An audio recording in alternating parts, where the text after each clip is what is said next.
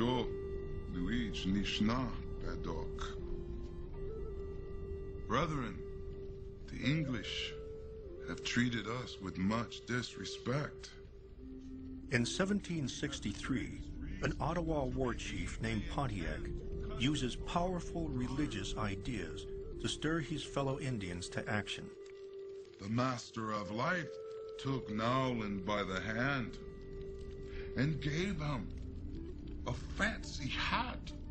Pontiac tells them of the visions of a Delaware Indian prophet named Nowland and his encounter with their creator, the Master of Life. The Master of Life spoke to him. This land that I created was for you and no one else.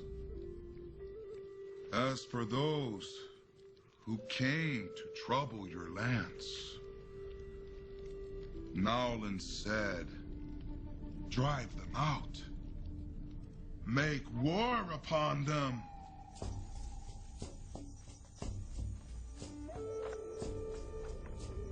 War belts spread Pontiac's message. Indians who once played the two European empires against each other now band together against the British. This would be a new war.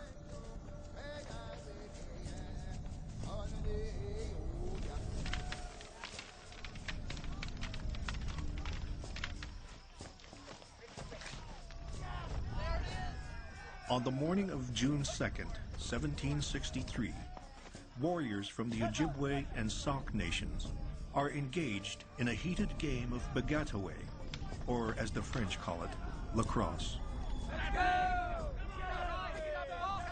The game is entering its third day outside Fort Michilimackinac on the northernmost reaches of modern-day Michigan.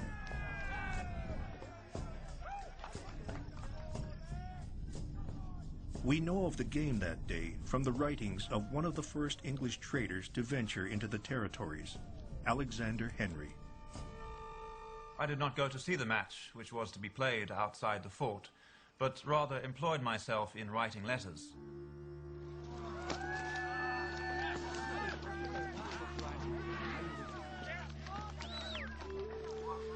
The British had no idea why this game of lacrosse was really being played here. They didn't realize that Amherst's reforms had insulted and enraged the native people. And they had not yet heard a very important piece of news. Only the Indians knew that a month earlier, Pontiac had inspired an Indian attack on Fort Detroit. Make war upon them. It was a sign of things to come. And now it comes to Michilimackinac.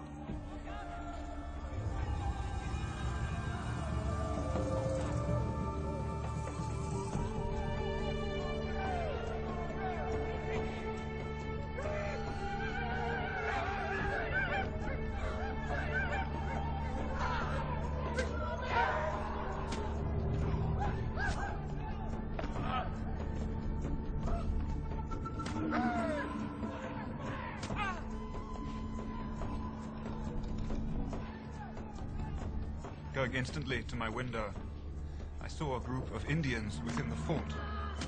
They were furiously cutting down and scalping every Englishman they found. The dying were writhing and shrieking under the knife and tomahawk.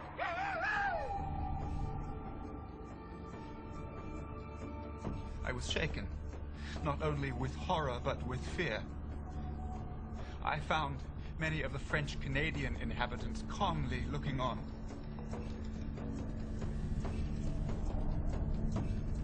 The attack at Michilimackinac would be repeated as one British outpost after another falls to the Indians, and this new war spreads across the land. Under Amherst's command, the British managed to lose all but 3 of their major forts in the backcountry to Indians inspired by Pontiac. Hundreds of soldiers and thousands of civilians are killed, or taken captive,